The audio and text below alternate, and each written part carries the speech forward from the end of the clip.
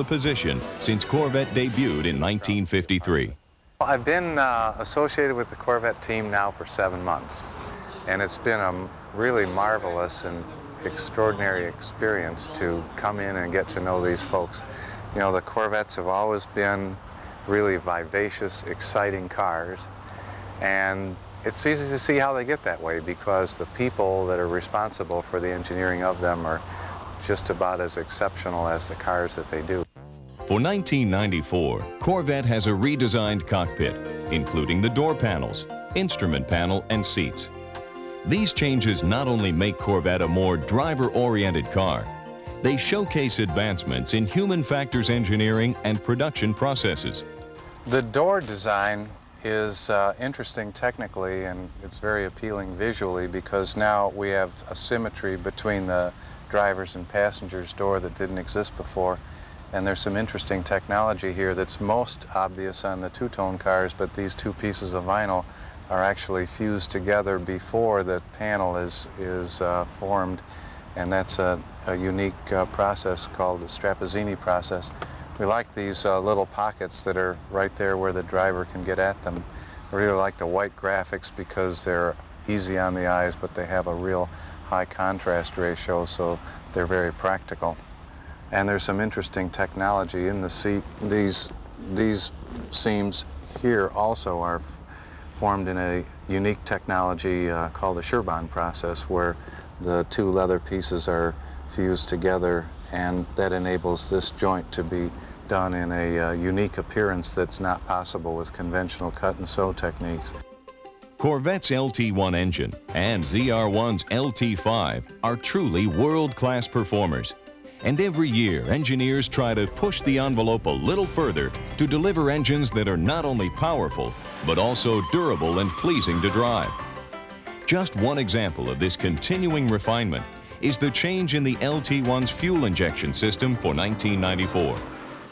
Sequential fuel injection is what we've gone to on the 94 LT1. The LT5, the ZR1 engine, has always had sequential.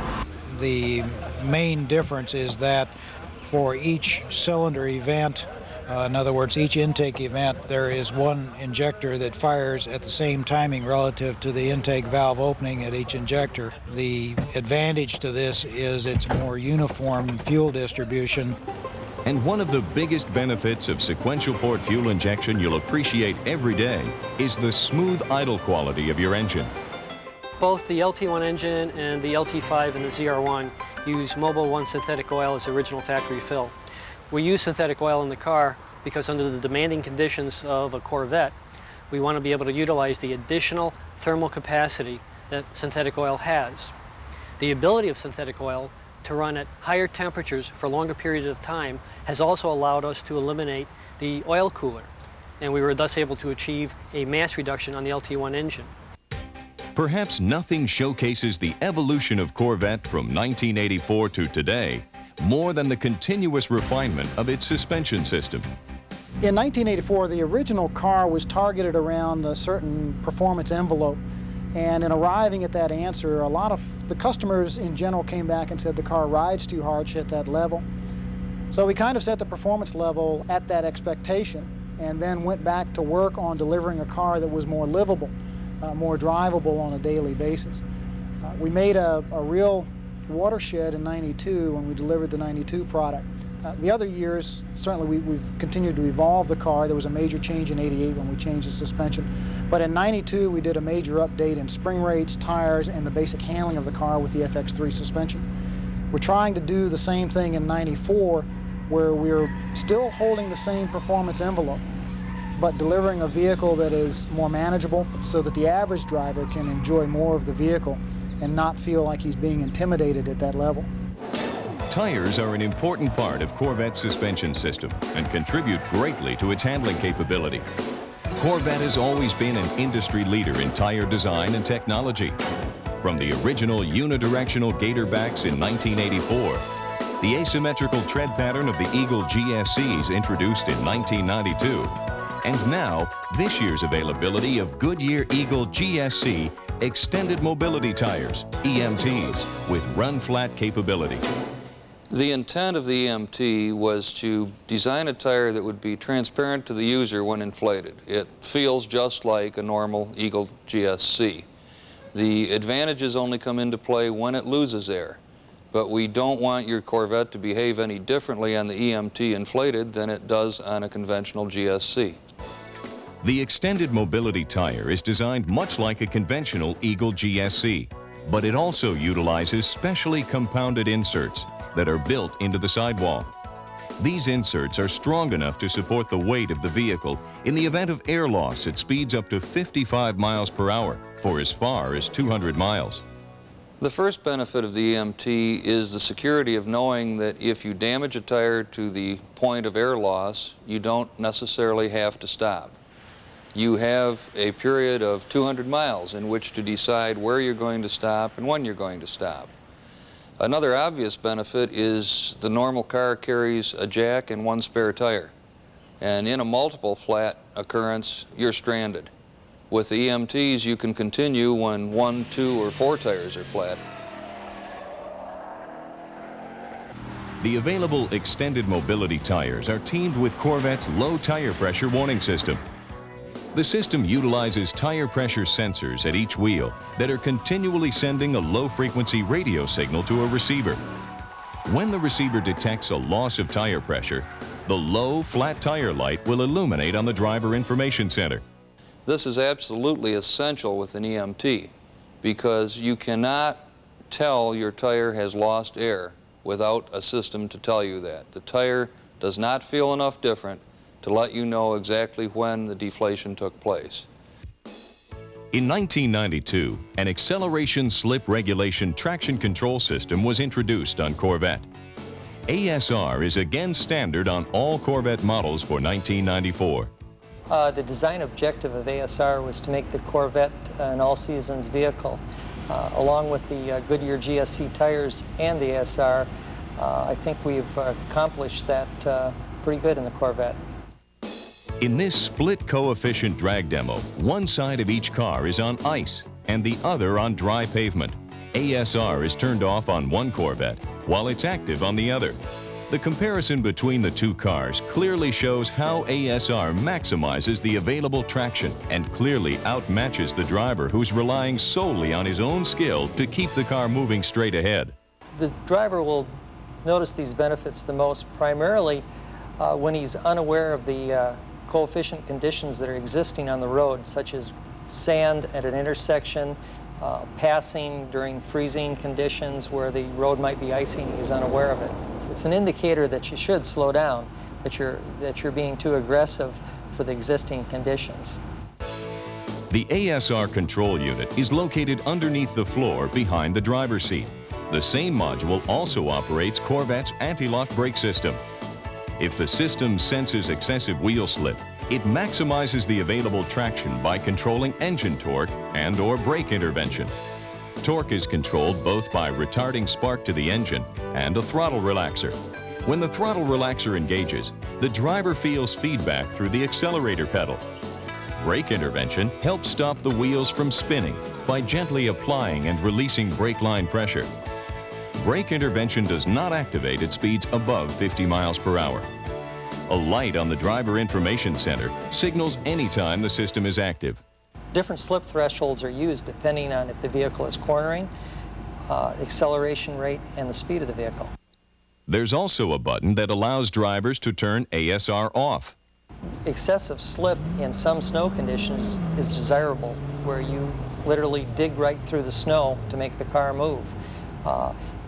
If the ASR were on, you lose the momentum because we stop the wheel from slipping. And when you lose the momentum, you lose your forward velocity.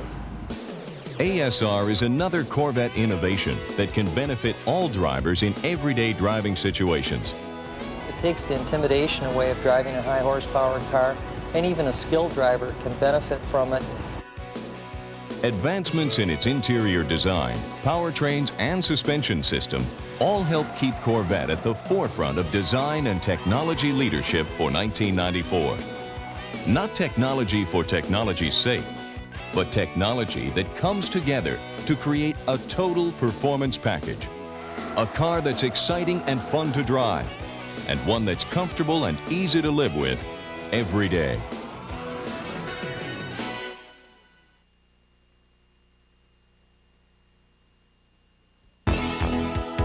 This program overviews the operation of key features on your Corvette and explains things you might notice that are a part of the car's normal operation. Your knowledge and understanding of Corvette will greatly enhance your ownership enjoyment. First, let's review Corvette's passive keyless entry, commonly referred to as PKE. It automatically unlocks the car and disarms the security system as you approach the vehicle. The system's range is approximately 5 feet. As you leave the vehicle, it automatically locks the doors and turns on the alarm. The horn also chirps to let you know that the car is locked and secure. In order to operate, the PKE system must first be programmed. In most cases, this will have been done at the dealership, and if your passive keyless entry is already operating, there's no need to program it at this time. If PKE is not operating, you must first learn if it's programmed but simply turned off. Here's how. Make sure the key is out of the ignition and the radio is off. Then press and hold the door button on the key fob for more than 2 seconds. If the system is programmed, the doors will lock and then unlock to tell you that it is now turned on. If nothing happens, you will need to program the system. Programming creates a unique computerized security code between the transmitter key fob and your car's PKE receiver. More than 1 million possible security code combinations exist, so there's very little chance of 2 cars having identical codes. There are 7 easy steps in programming PKE. First, move all transmitters to be programmed out of range of the vehicle. The approximate ranges for coupe and convertible models are shown in this diagram. Second, put the key in the ignition and turn it to the on position, but do not start the car. Third, push the trip auto button twice. And fourth, within 5 seconds, push and hold the fuel info button until the passive keyless entry light illuminates on the Driver Information Center, or DIC. The 5th step is to turn the ignition off, but do not remove the key. You'll see the passive keyless entry light start flashing once per second. Step number 6 is to bring the first transmitter into range. Once the receiver recognizes it, the passive keyless entry light will illuminate solid. Please remember to only bring one transmitter into range at a time. Finally, take the transmitter out of range. The DIC light will then start flashing 2 times per second. If a second or third transmitter needs to be programmed, simply repeat steps 6 and 7. Once all transmitters are programmed, remove the key from the ignition. If you ever add an additional transmitter, you will need to reprogram your vehicle with all transmitters at the same time. You can also reprogram if you want to ensure programming security so no other transmitters will work. Once the system is programmed, you can easily turn it on and off and switch between modes. Turn it on and off as follows. First, bring the transmitter into range and make sure the key is out of the ignition. Second, press and hold the door button on the transmitter for more than 2 seconds. The doors will then lock and unlock. If the system was on, it's now off, and if it was off, it's now on. It's recommended to turn the system off if you take the keys and leave someone waiting in the car so they don't set off the alarm if they open the door, or if you'll be working in or around the car and moving in and out of the system's range. When the PKE is on, you can choose between 2 modes of operation. The first mode unlocks the driver's door as you approach the car, while the second mode unlocks both doors. Either locks both doors as you walk away from the car. To select the operating mode that's most convenient for you, follow these 2 steps. First, bring the transmitter into range and place the key in the ignition, but do not turn it on. Second, press and hold the door button on the transmitter fob for more than 2 seconds. When the system recognizes the transmitter, both doors will lock, and then either the driver's door or both doors will unlock. This tells you which mode the system is now in. For example, If only the driver's door unlocks, the system is on driver's door only mode. To activate the both doors mode, simply repeat this procedure by holding the door button for more than 2 seconds again. On coupe models, the key fob also serves as a remote for the passenger's door if your PKE system is in the driver's door only mode or if it is turned off. Simply press the door button to unlock the passenger side. It also has a button to operate the rear hatch. On Corvette convertible, the fob only has a door button for the passenger side. Finally, if the key is fully in the ignition, PKE prevents you from locking your keys in the car. Next, let's review Corvette's instrument cluster and controls. To the right of the digital speedometer, you'll see analog gauges that provide quick reference readouts for oil pressure, oil temperature, coolant temperature, and voltage. When you want exact digital readouts, use the Gauges button on the trip monitor to cycle through readings for oil temperature, coolant temperature, and volts. The trip monitor can provide you with an array of valuable readouts. Please refer to your owner's manual for a complete overview of trip monitor functions. You'll also notice that at the top of the trip monitor, there's a small electronic eye, which adjusts instrument panel readouts for the best visibility. All Corvettes are also equipped with a standard engine oil life monitor. It measures engine temperature and revolutions to calculate the approximate life expectancy of your motor oil. The change oil light will illuminate next to the tachometer to signal the need for an oil change. When the oil is changed, reset the oil life monitor as follows. Turn the ignition to the on position, but do not start the car. Then press the English metric button on the trip monitor. Within 5 seconds, press the English metric button a second time. Within 5 seconds of that, press the Gauges button and hold it in. The change oil light will begin flashing. Keep the Gauges button pressed until the change oil light stops flashing and goes out. This takes about 10 seconds. The oil life monitor is now reset. Please remember, however, this feature only serves as a reminder of the need for service. Always change your oil as recommended in the owner's manual, even if the change oil light has not yet come on. And you must reset the oil life monitor each time you change the oil. Please also remember that your car's engine is factory filled with synthetic motor oil, and it is recommended for all oil changes. Located next to the trip monitor is the Driver Information Center. Your owner's manual has complete descriptions of what all the DIC lights mean and what you should do if they signal a need for service to one of the systems. There will be times when you'll notice the ABS active light come on. For example, if you're on a washboard road or changing lanes in the snow, the light may appear because the computer senses speed differences between the wheels. When all 4 wheels are again rotating at the same speed, the light will go out. Corvette's acceleration slip regulation traction control system is automatically turned on each time you start the car. You'll know the times when ASR is functioning by the feedback you feel in the accelerator pedal and the ASR active light on the DIC.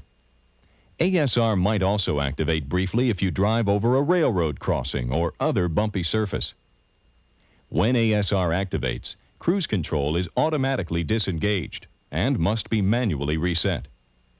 The on-off switch for ASR is located on the left-hand side of the instrument panel, just above the light control. When you turn it off, the ASR off light illuminates on the DIC. And if the system needs to be checked, the service ASR light will illuminate. Features that all Corvette sound systems share on their cassette players, as well as the CD player on the Gold Series system, include a search button that advances to the next selection, a repeat button that automatically replays the previous selection, and a scan function that plays the first 8 seconds of each selection. When the tape or CD reaches the piece you want to hear, simply push the scan button again. The search and scan buttons work for the cassette and CD players only. To search for the next radio station, simply press the auto button and then either the up or down arrow on the tune button. The radio will automatically stop at the next station. Setting the clock is a simple procedure. First, push the set button. The indicator light will glow for 5 seconds. Then use the Tune Down arrow to set the hour and the Tune Up arrow to set the minutes. Corvette convenience features include an express down driver's window that's operated by pressing the power window switch in the down direction and then releasing it. And a delayed accessory bus that allows you to operate the sound system and windows for several minutes after the car has been turned off or until a door is opened. There's also a turn signal reminder chime if the indicator has been left on for more than 1 mile of driving. Finally, Corvette's parking brake, which is located to the left of the driver's seat, operates as follows. To engage the parking brake, depress the brake pedal and pull up on the parking brake lever. Then lower the lever to its original position. To release the parking brake, depress the brake pedal and pull up on the parking brake lever until you can push in the release button. Then, holding the release button in, lower the lever. Corvette is an exciting car to own and drive. Your ability to operate its features to their fullest potential can greatly increase your enjoyment of your Corvette.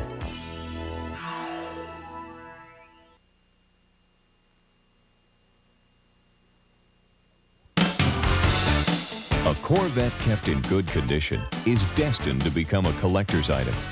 That's one reason why many Corvette owners impeccably maintain their cars.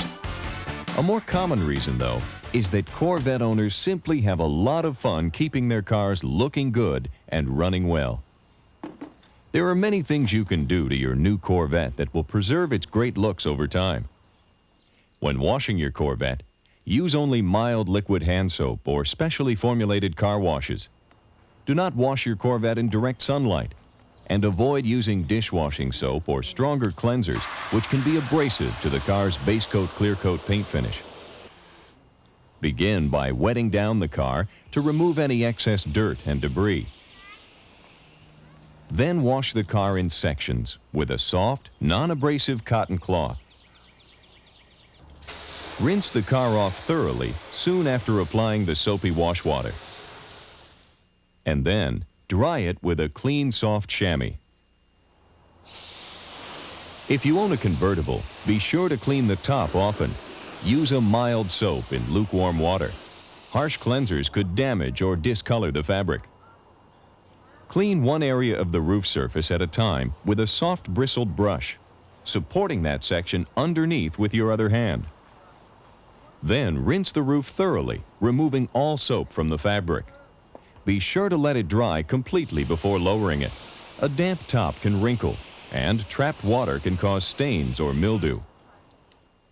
Also remember not to adhere any objects, such as temporary license tabs or stickers, to the glass backlight, because they might damage the defogger grid when removed.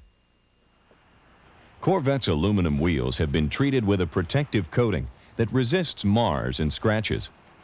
Clean the wheels with mild soap and a soft bristled brush. Do not use strong cleansers, stiff bristled brushes, or any type of chrome polish. If you choose to use a rubber protectant on your tires, first make sure the tires are dry, and then apply the protectant to a sponge or cloth first, and wipe the tires, avoiding contact with the wheels. In order to allow ample time for the new paint surface to fully cure, do not wax your Corvette for the first 60 days. When you do wax, use only non-abrasive products that are approved for base coat clear coat paint finishes.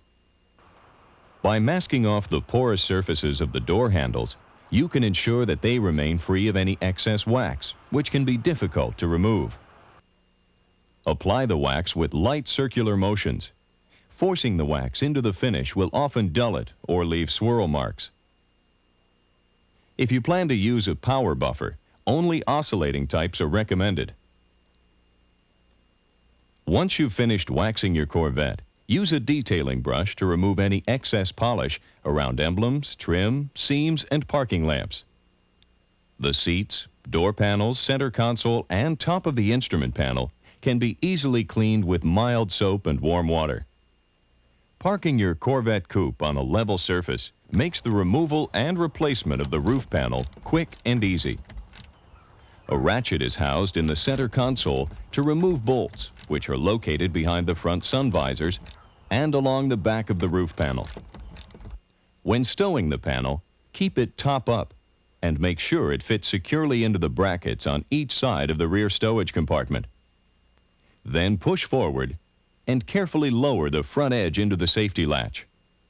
In order to prevent damage to the weather strip, always close the rear hatch glass from directly above the striker assembly, located in the center along the edge of the glass.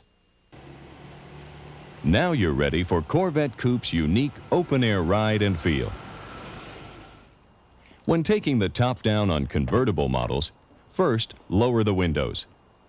Then loosen the Velcro strips at the rear of each side window opening and release the two front latches. Next, pull the release handle that's on the underside of the parcel shelf behind the driver's seat. Then lift up on the back of the roof and push the lid release button next to the handle. Then open the lid. There's also a lid release button in the center console. The top folds down easily. Remember to return the front latches to their closed positions once the top is lowered. And the compartment cover is fully integrated into the car's body. The clamshell hood sheathes the heart of Corvette, an engine that's one in a long line of legendary power plants. Corvette's engine compartment has all fluid level checkpoints, clearly labeled for easy identification. By checking your fluid levels regularly, you can ensure that your Corvette is always in top running condition. If you clean engine components, do so with only a wet cloth. Do not use alkaline-based cleansers. They can discolor aluminum. When closing the hood, simply line up the upper and lower portions of the strut and release the hood from roof height or about 20 inches above the cowl. It will latch automatically. You should also check the tire pressure of your Corvette's Goodyear Eagle GSC tires often. Because of the tire's low-profile design, it can be difficult to detect underinflation just by looking at them. Check the pressure of all 4 tires if the available low tire pressure warning system illuminates the low tire pressure light on the Driver Information Center display. Because of the GSC's asymmetrical tread pattern, plus the fact that the rear wheels and tires are wider than those on the front of most Corvette models, the tires cannot be rotated. Should you need to change a tire unexpectedly, the jack is located in the storage compartment behind the passenger seat. And there's a socket designed specifically to remove the wheel lug nuts, along with a lug nut key. Remember to provide both to the technician who services your vehicle.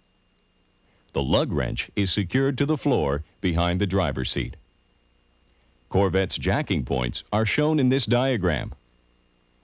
Because Corvette is a high-performance machine, you're encouraged to have routine maintenance and service performed by your Chevrolet dealer. Chevrolet technicians undergo special training that enables them to expertly service your Corvette. Chevrolet Corvette. Throughout automotive history, the name has been synonymous with performance and sophistication that add up to the highest level of driving enthusiasm anywhere. By properly caring for your new Corvette, you're helping preserve the legend of the true American sports car.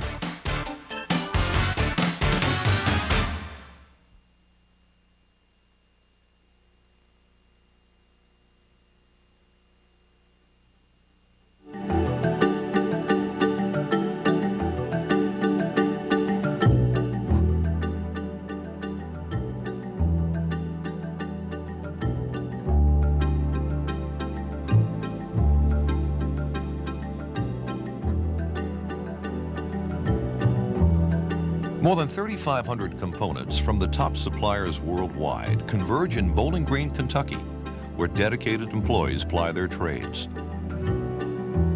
In a building that covers 1 million square feet and contains more than 7 miles of conveyors.